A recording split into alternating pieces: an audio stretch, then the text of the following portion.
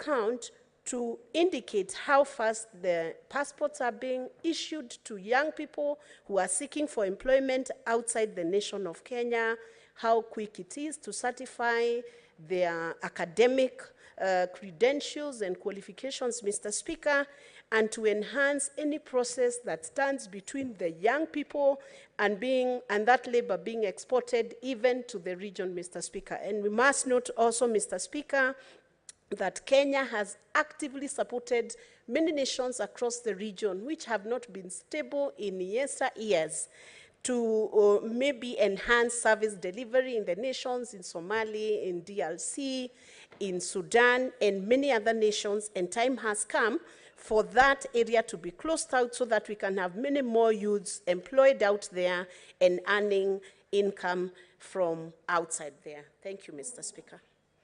Senator Mutinda Tabitha.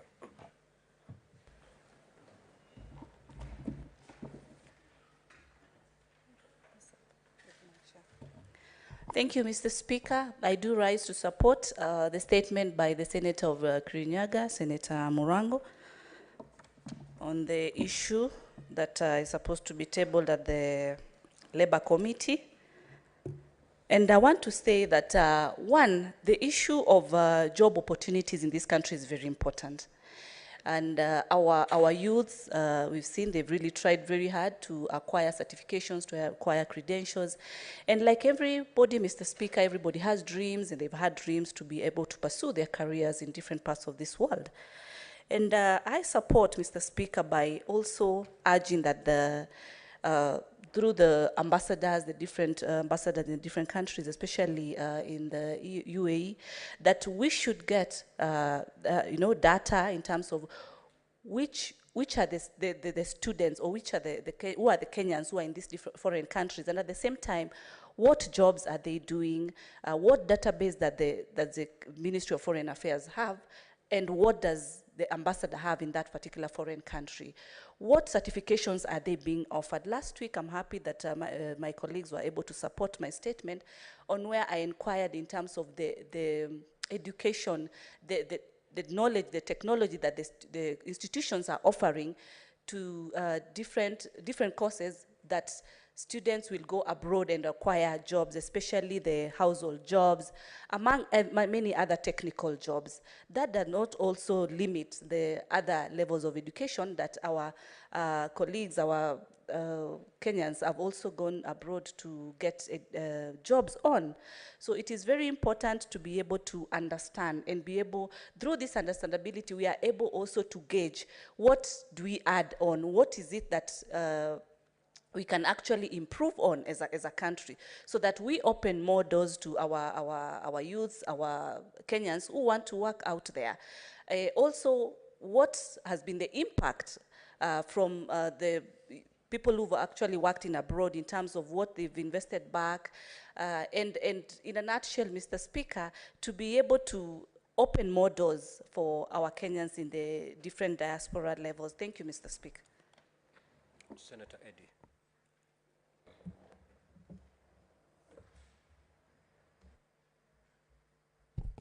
Thank you, Mr. Speaker. I also wanted to add my voice on the issue of labor as sought by the Senator Murango. I think that, Mr. Speaker, we have artificial construct by the issues of having borders in among our countries, our countries. To the extent that, economic mobility of labor is need-based, to the extent that if anybody doesn't have a job in a country like ours, they will look for that job from wherever they can. But some complexities do emerge that makes it impossible for them. One of those I know that my sister Tabitha has talked about, but I wanted to even make it better, which is the issue of data. When it comes to the issue of labor in this country, the issue of data for decision-making becomes very difficult. And I wanted to just strengthen that idea of being able to have robust data that can be able to highlight, one, those people who do not have jobs in the country that are seeking jobs abroad, or who have got mismatch in terms of jobs that we have in the country and are seeking jobs abroad. vis-a-vis those who are able to get them and why they can be able to get them. In fact, Mr. Speaker, I would actually want to urge that this committee considers encouraging the relevant ministries to be able to make data availability a public thing that can be able to even be brought to the media, so that when we have got data on labor that is seeking work abroad, this can even be broadcasted more broadly, so that people can be able to see what is going on in other places. But more close to this, and that's very close to my heart, Mr. Speaker, is just the idea of complexities around people who are abroad, who work and then want their monies in terms of remittances to come to their local households and families to be able to transform their lives. Because when people go to work abroad, they go to work to be able to change their lives, but also more importantly, to solve the needs of their communities down here. So one of the reasons why it becomes very difficult for labor to be mobile is the idea that when the remittances are coming, they're very expensive to the extent that they cannot be able to do some of the development that they want to do back at home or help their families.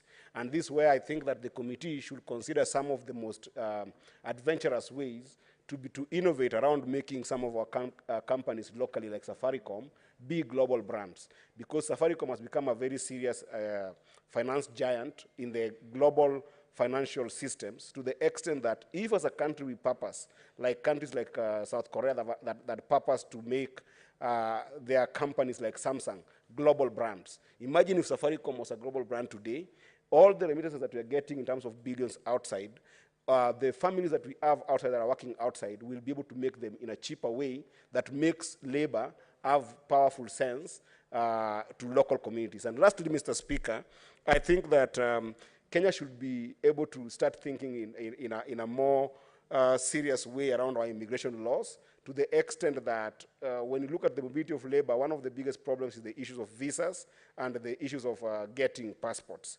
I think that we should be able to make it easier for people who are looking for jobs abroad to get their passports in an easier way. But in a reciprocal matter, we can also be able to consider making countries that have got some opportunities for our people as much as possible visa-free, so that this kind of bilateral agreements on issues of visa can make it possible for us to invite good talent in the country, but also us being able to export any kind of talent that we want in other countries. With that, Mr. Speaker, I support Senator Murango, and I hope that the committee will consider some of these ideas to incorporate in their statement. Thank you, Mr. Speaker.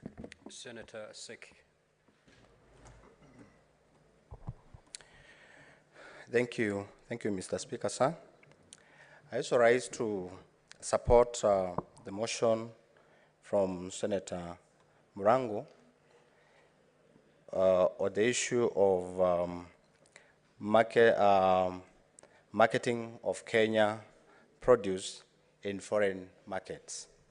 This statement has come in the right time when we are deliberating on the issues of foreign markets, particularly on the trade agriculture. This afternoon, I attended a forum that is called Global Gap Tour, which the agriculture sector and the producers in Kenya are discussing together with the Ministry of Agriculture and the Ministry of Trade, how to bring up more certification of Kenya producers and Kenya products to the foreign markets. So I think it has come to in the right time when we understand that what matters a lot in issues of foreign markets is issues like standards of our produce or products. Secondly is the issue of certification to the foreign markets. As you know, Speaker, the Kenya government or Kenya is leading also in the issues of certification in Africa in issues on issues concerning market horticulture products. As you can I can tell this Senate that Kenya has 323 certificate holders on foreign markets, and that means that we are behind South Africa, Cote d'Ivoire, and not South Africa and Morocco, and even Egypt. So I think we have a lot, and the ministry has a lot, and to certify our producers and our farmers to get the certification that is required for us to be able to sell more products in the foreign markets. More importantly, I want to tell that the products that are leading in Kenya are avocado, mango, tomatoes, and sweet potatoes. And the kind of product that has been raised today, like macadamia, is not there. It's not listed in the list of products that is being produced in or being exported to foreign markets. So I think we have a lot as a department, and I want to assure this the Senate that as we deliberate on this matter, we are going to look at it and engage different stakeholders to make sure that the statement has been achieved, or the objective of their statement has been achieved. Otherwise, I want to support the motion and say that we are going to look at it as a committee. Thank you.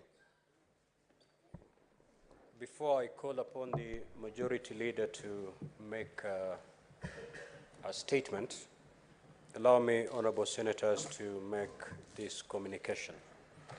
In the public gallery, we have 64 students, accompanied by 7 teachers from Lona Laboso Memorial Girls Secondary School in Bomet County, who are in the Senate on an education tour.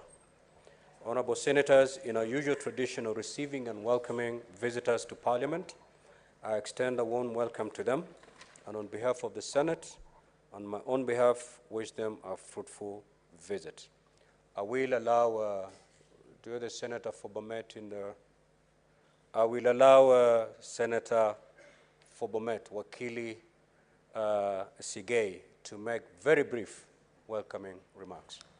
Thank you, Mr. Speaker, for giving me this opportunity to welcome the students from Bomet County. Lona Laboso Girls is a memorial school that was established courtesy of the first female member of parliament for the constituency called Sotik. In the year 2012, Mr. Speaker, the Honorable, the late Joyce Laboso actualized the institution now, which is represented by the beautiful girls in the gallery today. Mr. Speaker, I want to welcome them and encourage them to carry the flag, which was carried by the first female MP whose name is inscribed in the institution that they represent today. Similarly, to carry high the flag of the first female governor of Bomet County, the late Joyce Laboso, who actualized the institution. This is a house where rules are made. Honorable Joyce Laboso was a deputy speaker in the National Assembly. I am very sure and convinced that the spirit that she had and the investment that she made in the institution that you are in now will be carried higher by you. And I want to encourage you to work hard, celebrate the 2 beautiful names that you carry in the school, and show the world and Bomet County at large that indeed the 2 ladies are great ladies and you want to emulate them in your future. I welcome you to the Senate. I also ask you to enjoy every moment of it and learn so that you carry back home the new and important lessons that you've picked from this house. Mr. Speaker, I thank you and I encourage them to learn more than just being here. Senator Ledama, what is your point of order? Senator Cheriot, Majority Leader.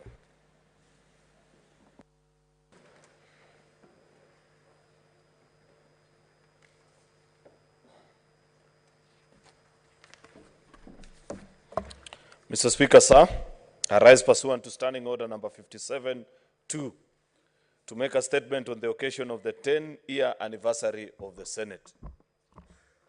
Mr. Speaker, sir, I expected if senators were concentrating to applaud that this House has lived to see its 10th birthday, the second session of the Senate. It's not by chance, Mr. Speaker, or rather guaranteed that this House, given the kind of challenges that we've had over the years, both from within and without, that we'll live to see these days. On March the 28th, 2013, the Senate of the Kenya held an inaugural sitting, technically marking the second Senate after the first Senate under the Independence Constitution was disbanded in 1967, and the first Senate under the 2010 Constitution. This second Senate, Mr. Speaker, under the leadership of Speaker Right Honorable Ekwe Othuro, EGH MP, marked one of the most significant milestones in the country's constitutional history. The coming into being of the Senate heralded a new dawn for our legislature, hitherto unicameral, and was now comprising the National Assembly and the Senate. The term of the second Senate ran from 28th March 2013 to the 15th of June 2017, Mr. Speaker. Needless to say this, that the Senate was sailing in uncharted waters. None of the political leadership and the senators who had earlier had a clear idea of what their task entailed. They had to learn how to swim by actually swimming. It was trial and error at first. However, the Speaker and his leadership team guided the unity of purpose and the will to actualize devolution, initiated work, systems, and spearheaded a series of retreats, workshops, and seminars that rapidly crafted the framework of transacting and administering the Senate. Mr. Speaker, sir, to entrench its place, the Senate began its mandate by fighting for its space and its place in the new organization of government, including its relationship with the National Assembly, in executing its mandate as contained in Article 96 of the Constitution. To name just but a few of those memorable times, in the 11th Parliament was an entrenching mandate of the Senate in the consideration of the annual Division of Revenue Bill, a matter that was eventually determined by the Supreme Court in favor of the Senate, the infamous advisory opinion number 1 of 2013. The second Senate, among its other milestones, Mr. Speaker, set in place the procedure to be followed upon the receipt of resolution from a county assembly on the impeachment by assembly of a governor or a deputy governor. This marked the stage for the first impeachment hearing of a county governor, which happened in 2014. Mr. Speaker, sir, the term of the third Senate in the 12th Parliament commenced on 31st August 2017, with 67 elected senators taking the oath of office and electing the Right Honorable Ken Lusaka, MP, as Speaker. The third Senate represents a consolidation, the consolidation stage of the Senate. Some fundamental achievements of the third Senate include the determination of matters such as the admissibility and constitutionality of the powers of a deputy governor in running county government business, where the governor is charged in court or is away for extended periods due to other reasons. Other fundamental achievements include measures to resolve the stalemate on the delayed enactment of Division of Revenue Bill and its impact on the county finances, and the implication of the High Court judgment on the Constitutional Petition 284 of 2019 that challenged the laws that were enacted and procedural. That remains to be one of our memorable days of this House, Mr. Speaker, last Parliament, when we all walked hand in hand from right here in the Senate chambers all the way to Milimani Law Courts.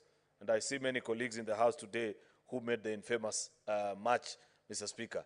That day secured our place in history, Mr. Speaker. Had we not pushed back on an executive fully backed by the National Assembly that was keen on extinguishing this House, Mr. Speaker, I am not sure whether we'd be here gathered this afternoon, Mr. Speaker. I celebrate all the senators that joined us on that graceful march that morning. Mr. Speaker, sir, in the third Senate, we initiated inaugural sittings of the Senate outside Nairobi. Actually, should be in the third Senate. We initiated the inaugural sittings of the Senate outside Nairobi, commonly dubbed Senate Mashinani. These sittings showcased and entrenched the place of the Senate as an institution mandated to represent and protect the interest of counties and their governments, as highlighted in Article 96 of the Constitution. So far, Uasin Gishu and Kitui have hosted and will continue with this practice, and we shall continue as a Senate with this practice into the future. You are aware, Mr. Speaker, that I think 2 weeks ago, I did move a motion in this House, and colleague senators were gracious enough to agree with me that we carry on with this program, and there is already set in place a technical committee that is scouting for the ideal venue of the third edition of the Senate Mashinani. Mr. Speaker, we look forward to that edition later on this year. As you may recall, Article 96, Mr. Speaker, 6 of the Constitution of Kenya provides the Senate determines the allocation of national revenue among counties. Article 176 of the Constitution establishes the county governments which are mandated to perform the functions stipulated under Part 2 of the 4th schedule to the Constitution.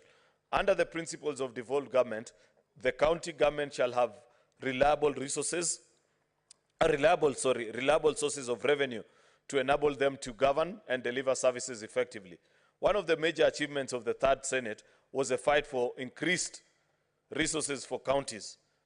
Consequently, we have observed a consistent increase in shareable revenue from Kenya shillings 190 billion in 2013-2014 financial year to the current Kenya shillings 370 billion for financial year 2022-2023, representing a consistent annual average growth of 35%. Mr. Speaker, that was an important fight that we fought together as a House. The infamous, or the rather famous in the Senate, revenue formula debacle that lasted a good 10 weeks, Mr. Speaker. With all the intrigues and all the challenges that came with it, senators stood firm in this House. And thanks to Senate fighting together as a House, we had a steep jump in resources allocated to counties. In fact, the previous year, 2020-2021 financial year had been 316 billion. But thanks to that fight, we were able to grow it to 370 billion in the subsequent financial year, courtesy of the good work that senators did. Another hallmark of the Third Senate was the consideration and the passage of the third basis for revenue allocation among county governments. Through robust debates, the Senate emerged stronger than ever before and demonstrated its commitment. Mr. Speaker, these 10 years have not been without its challenges, but the Senate rose to the task and committed to upholding the principles of democracy, transparency, and accountability. This milestone marks a decade of dedicated service to the people of Kenya, as the Senate has played a vital role in shaping the country's legislative and governance agenda. Through its oversight role, the Senate has ensured that the public resources are used for the better of Kenyans and has held public officials accountable for their actions. As we commemorate this milestone, Mr. Speaker, we recognize the hard work and the dedication of the current and former senators who have worked tirelessly to ensure that the Senate remains a strong and effective institution. We acknowledge the support of the Kenyan people who have placed their trust in the Senate to represent their interests. Mr. Speaker, just reflecting upon, I thought as well on some of what many might consider to be among the highs, just as I've listed quite a number, and what perhaps where there is a high, Mr. Speaker, there has to be a low. The world and life generally is sinusoidal. It rises and it falls. And I remember quite a number.